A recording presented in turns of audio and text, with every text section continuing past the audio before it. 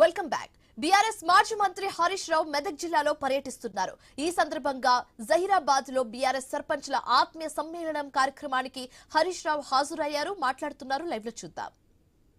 ఆసుపత్రి శాంక్షన్ చేసిన ఆనాడు నేను ఆరోగ్య మంత్రిగా పిల్లలు డెలివరీకి పోతే ఇబ్బంది అవుతుంది, సంగారెడ్డి పోవాలంటే కష్టం అవుతుంది అని జహీరాబాద్ లోనే ఎంసీహెచ్ ఆసుపత్రి శాంక్షన్ చేసిన.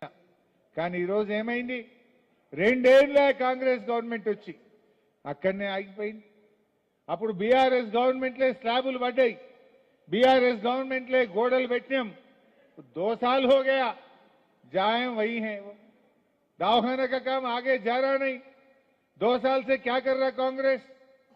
मैं पूछना चाहता हूं, अरे जो बीआरएस सरकार ने गरीब महिलाओं के लिए, पब्लिक के लिए दवाखाना सैंक्शन करके आधा काम कर चुके हैं, फिर तुम्हारे सरकार आके 2 साल हो गए, गुजर गए, कब तक ये दवाखाना हो जाएगा?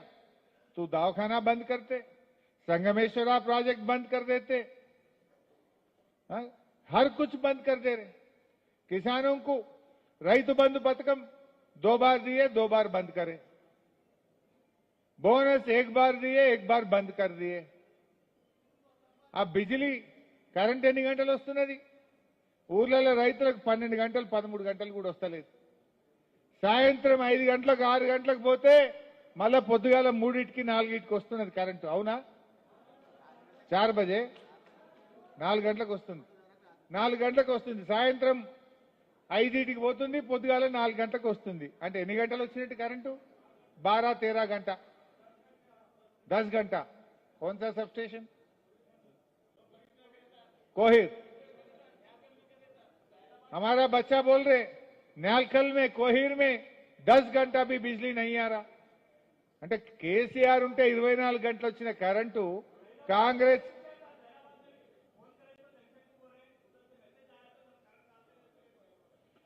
केसीआर है तो बिजली जाता नहीं था, फोन करने का जरूरत ही नहीं था।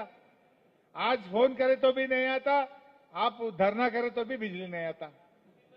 कांग्रेस आया, करंट गया। कांग्रेस आया, 24 घंटा करंट चले गया। कांग्रेस आया, बतकम्मा साड़ी और रमजान का तोहफा और क्रिसमस का तोहफा चले गया। कांग्रेस आया, केसीआर गिफ्ट चले गया। कांग्रेस आया तो सब कुछ जा रहा। जब कोरोना भी आया, केसीआर साहब ने रैतु बंधु दिया। अब कोरोना नहीं है, कुछ नहीं है, फिर भी रैतु बंधु नहीं दे रहा रेवंत रेड्डी। 2 बार दिया, 2 बार निकाल दिया। ये समझने की बात है। इस वास्ते सब लोग केसीआर की तरफ देख रहे, फिर केसीआर साहब आना कार की निशान जीतना चाहिए। ఈ రకంగా అన్యాయాలు జరుగుతా ఉన్నాయి. ముఖ్యంగా మా సర్పంచ్లకు నేను ఒకటే మాట చెప్తున్నా, మీరు 5 ఏళ్ల కోసం గెలిచిండ్రు, ఇక 2 ఏళ్ళు అయితే మళ్ళీ మన గవర్నమెంటే వస్తుంది. ఏం భయపడకూడదు. ఎందుకంటే ఇవాళ 85% ఫైనాన్స్ కమిషన్ డబ్బులు డైరెక్ట్ గా మీ అకౌంట్లోనే పడతాయి. నా కాంగ్రెస్ వాడు ఆపలేడు, నా రేవంత్ రెడ్డి ఆపలేడు. చెక్ పవర్ మీకే ఉంటది, నా ముఖ్యమంత్రికి ఉంటది, నా మంత్రికి ఉంటది, సర్పంచ్కే చెక్ పవర్ ఉంటది। दिल्ली टू गली, दिल्ली में निकले तो पैसे गांव में आपके अकाउंट में गिर जाता पैसे, बीच में कोई भी नहीं रोक सकता।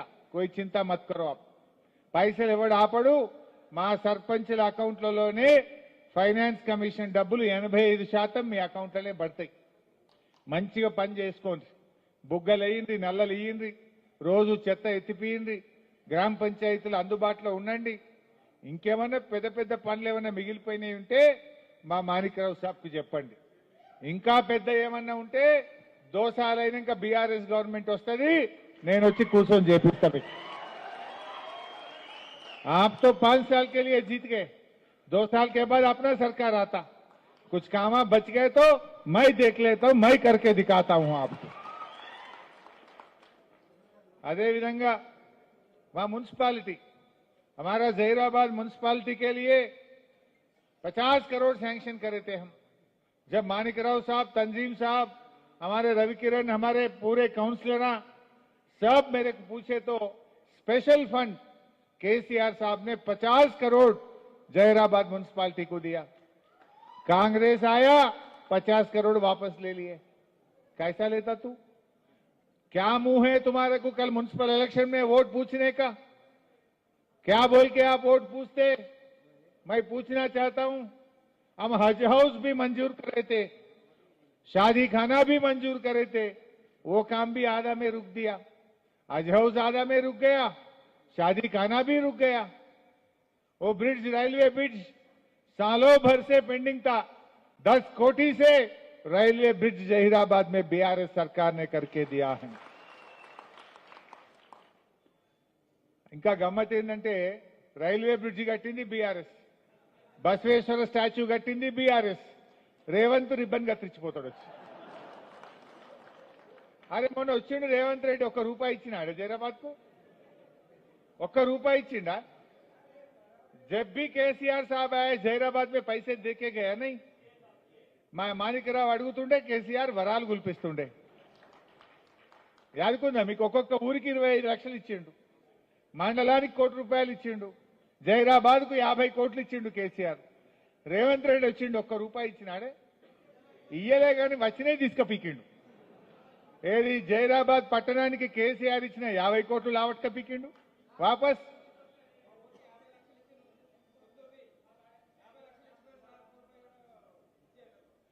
मेरा भाई बोल रहा पीछे से, रेवंत रेड्डी फुटबॉल खेलने में बिजी है कहते।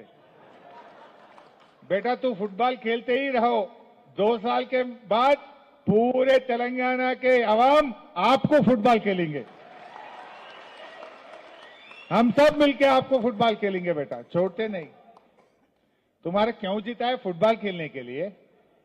वो परसों यहां आके खेल के गया सदाशिवपेट में, वॉक्सन यूनिवर्सिटी में आके फुटबॉल खेल के जा रहा। वो खुद फुटबॉल खेलने के लिए सरकार की पैसा 5 करोड़ से खुद की स्टेडियम बना लिया। किसका पैसा बोल के आप स्टेडियम बनाते? बच्चों को खाना खिलाओ बोले तो पैसे नहीं है बोलता, दवाखाना में दवा दो बोले तो पैसे नहीं है बोलता, अरे रोड खराब हो गए रोड डालो बोल तो पैसा नहीं है बोलता। 100 करोड़ से फुटबॉल खेल रहा, 100 కోట్లు పెట్టి ఫుట్బాల్ ఆడతాడు, 100 కోట్లు పెట్టి అందాల పోటీలు పెడతాడు. నీ అందాల పోటీలు ఎవరికి కావాలి? నువ్వు ఫుట్బాల్ ఆడు ఎవరికి కావాలి? అరే మా పిల్లలకింత కడుపు నిండా అన్నం పెట్టు, మా ఊరు రోడ్డు వర్షాలకు ఖరాబ్ అయింది, ఆ రోడ్డు మంచిగా చేయి, మా జహీరాబాద్ లో హజ్ హౌస్ కంప్లీట్ చేయి, మా జహీరాబాద్ లో షాదీఖానా పూర్తి చేయి, మా జహీరాబాద్ కి ఇచ్చిన 50 కోట్లు మా పనులు పూర్తి చేయి. ఈ పనులు చేస్తలేదు. రేపు జహీరాబాద్ లో మున్సిపల్ ఎన్నికలు వస్తాయి, మీరందరూ తయారు కావాలి ఇప్పటి నుంచి. जहीराबाद में मैं भी आके यहीं बैठता हूं, मैं आपके साथ काम करता हूं, जो वादा मैं आपके लिए करा తప్పకుండా నేను ఇక్కడ ఉండి మా జహీరాబాద్ కౌన్సిలర్ల గెలుపు కోసం దగ్గరుండి నేను పనిచేస్తా. మీరందరూ కూడా ఇప్పటి నుంచే పనులు ప్రారంభించాలని కూడా మా తమ్ముళ్ళందరినీ కూడా నేను కోరుతా ఉన్నా.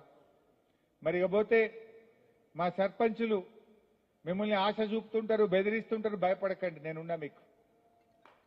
ఎవరు భయపడాల్సిన అవసరం లేదు. మీకు ఏ పని పడ్డా మేము తయారు ఉంటాం. మీకు 2 సార్ల తర్వాత మీకు ఎన్ని పైసలు కావాలనో మన గవర్నమెంట్ వచ్చినాక స్పెషల్ ఫండ్ బీఆర్ఎస్ సర్పంచ్ల గ్రామాలకు ఇప్పిస్తా అని చెప్పి కూడా మనం చేస్తా ఉంటాం. మంచిగా కలిసి పనిచేద్దాం, ఒక కుటుంబంలాగా పనిచేద్దాం.